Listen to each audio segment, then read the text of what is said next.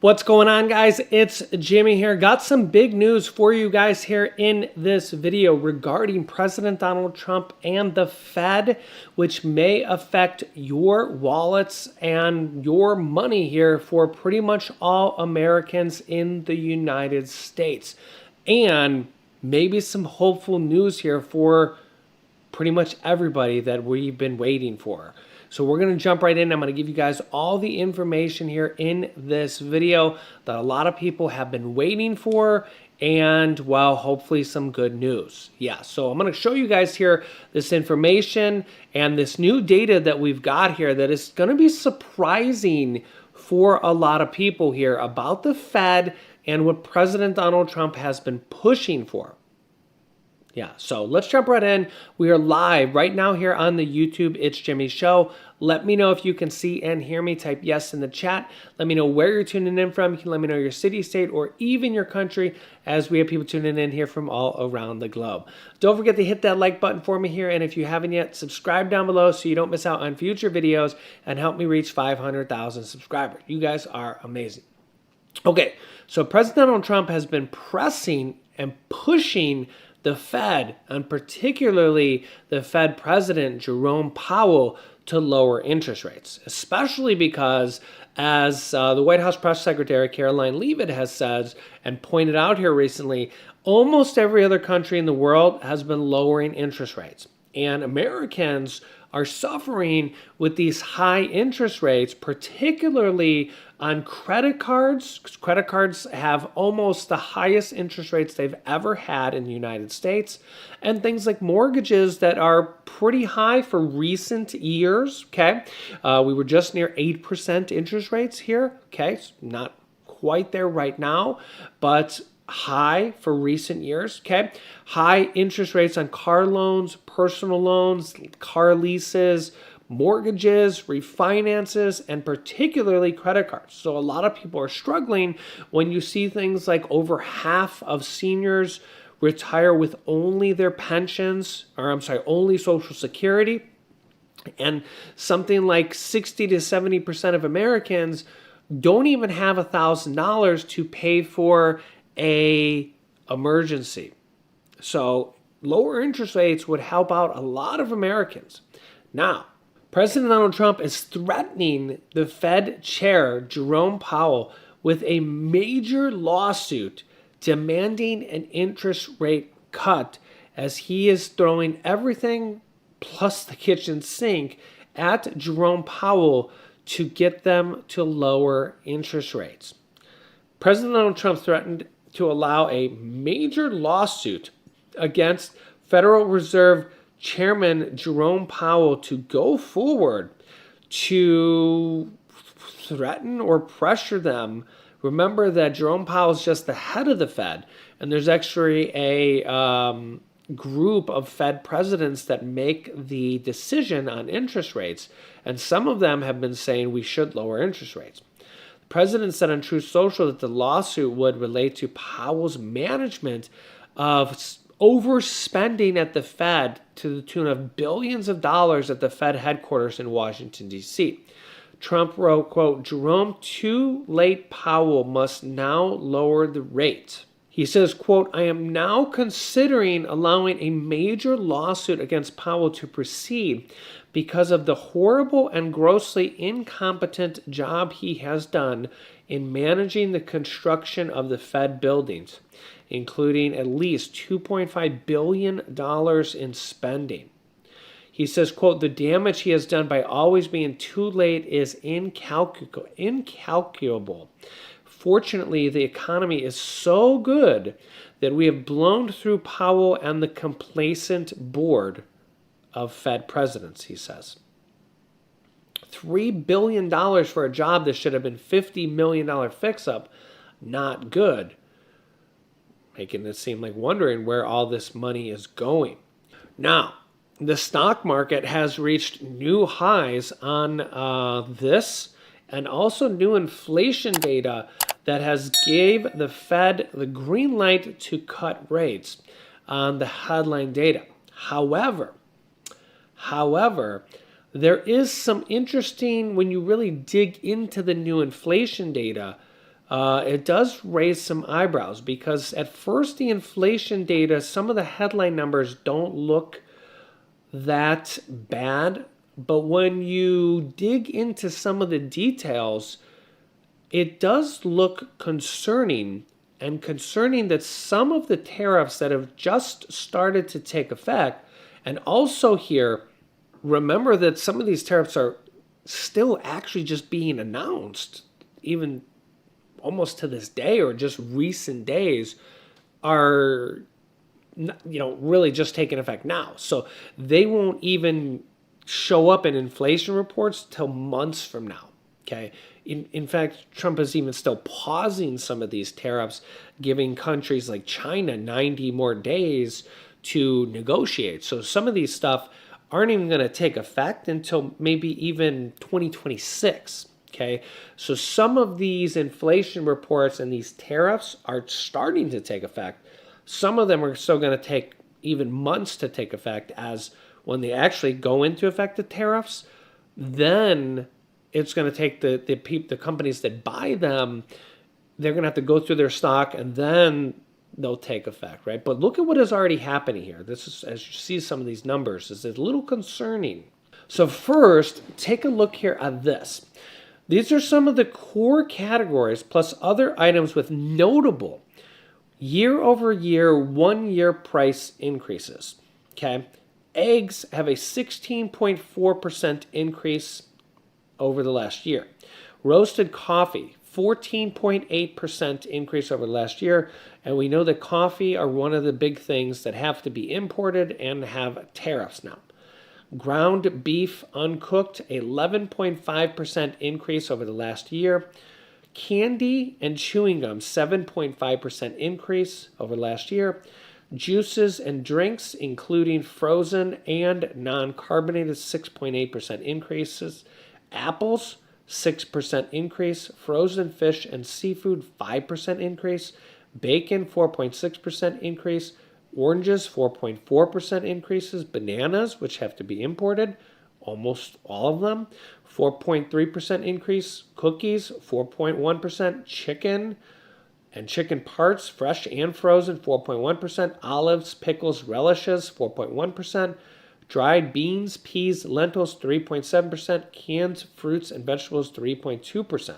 Food away from home, 5%. Full service meals and snack, 4.4% increase. Here's another really big one. Now, this is where it gets, particularly the data will really skew and mislead people, because energy, the overall category, shows a negative 1.6% reading. So people might look at the headline and say, energy is down. It's negative 1.6%. Okay, great. Energy is down. Okay. And that may be due to maybe, say, gas at the pump prices or something like that. But when you look at the other things, particularly energy at home, look at this. Utilities, piped gas service is up 13.8%, and electricity is up 5.5%. And I know a lot of people's electricity bills are up even more than that. This is just the average. Let me know in the comment section if you're seeing sky-high electricity bills. Okay, other things. So you see like all items less food and energy up 3.1%, but we're seeing other things like college textbooks up almost 13%, audio equipment 12.4%, motor vehicle repair up 11%, cigarettes up 8%, furniture up 7.6%, and all these different things here, as you can see. Okay, so you see like some of the headlines look low, but then you see all these other things here. Here's another headline. U.S. inflation report starts to show effects of Trump's tariffs. And I'll show you a graph here. A gauge of underlying inflation in July shows prices increasing at the fastest annual pace in 5 months, a sign that businesses are passing along tariff-related costs to consumer. And basically, you have to just look at one graph here to see the turn of the tide. Okay, we can scroll down here to this particular graph. And I know I'm in the corner here. So let's just start here and we can see, we can go from 2021, where the inflation right after the pandemic really spiked up here. And then we can see how stuff started to go down. Started to go down. Okay, now we can start to see here in this corner how the prices of goods has started to reverse the trend here. Okay, so look at the price of goods, which is where you will see a lot of tariffs, because that is where you will see the majority of things imported, goods imported, right? Think about it.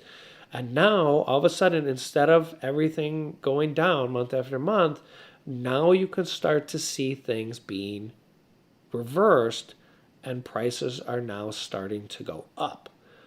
So what has made this sudden change here in the last few months?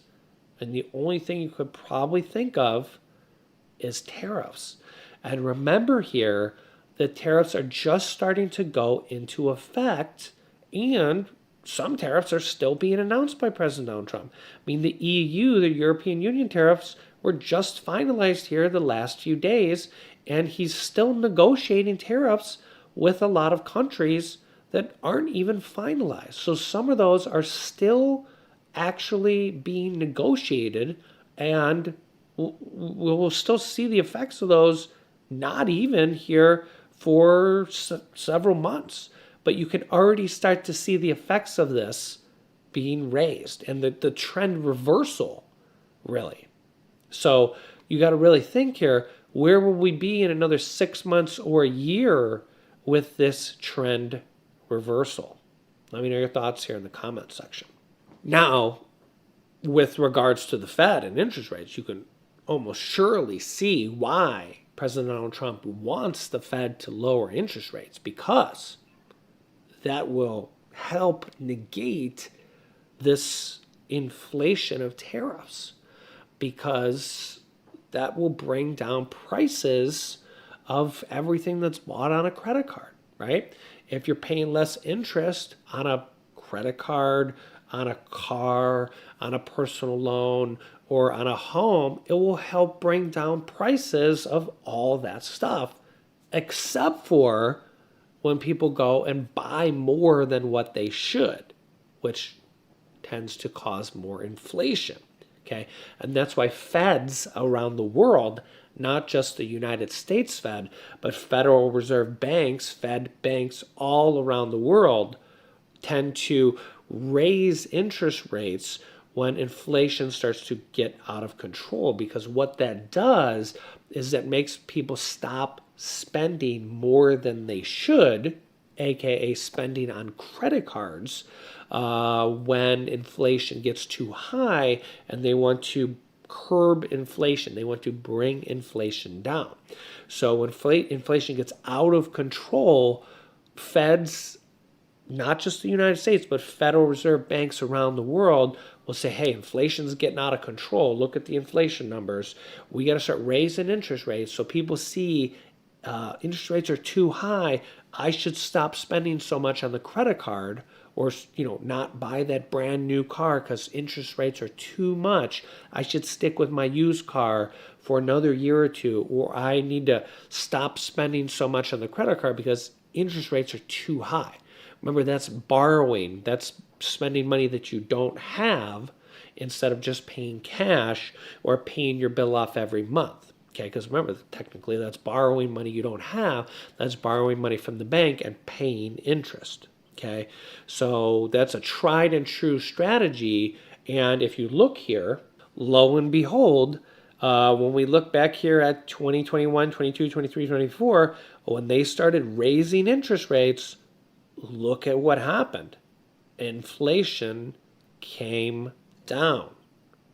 So, and you could almost surely look at all the other countries in the world, and probably almost every one of them, or most of them, that they're, unless their economies are completely whack and out of control, most of them would have similar graphs that when the Fed started raising interest rates, their inflation started to come down. It's interesting how that works, right? It's almost like magic, right? So the Fed started raising interest rates and inflation started to come down. So this is why right now the Fed is saying, we're a little scared of lowering interest rates right now because of this trend reversal and tariffs potentially raising prices and inflation going up here. It is a different kind of inflation because it's not an inflation due to people overspending. It's an inflation because of prices going up because of tariffs. So, there is a difference there. So we will see. And I will keep you up to date. So make sure to share this video on social media and share this video with anybody that needs to hear this information. And make sure to subscribe down below so you don't miss out on future videos. It's completely free to do so. Click the bell icon after subscribing and help me reach 500,000 subscribers. Click here to see the brand new bill that Republicans plan on passing that's going to have a lot of big information here in it. Or click here to see the new executive order that Trump goes into effect here on August 29th. Thanks for watching. I'll see you.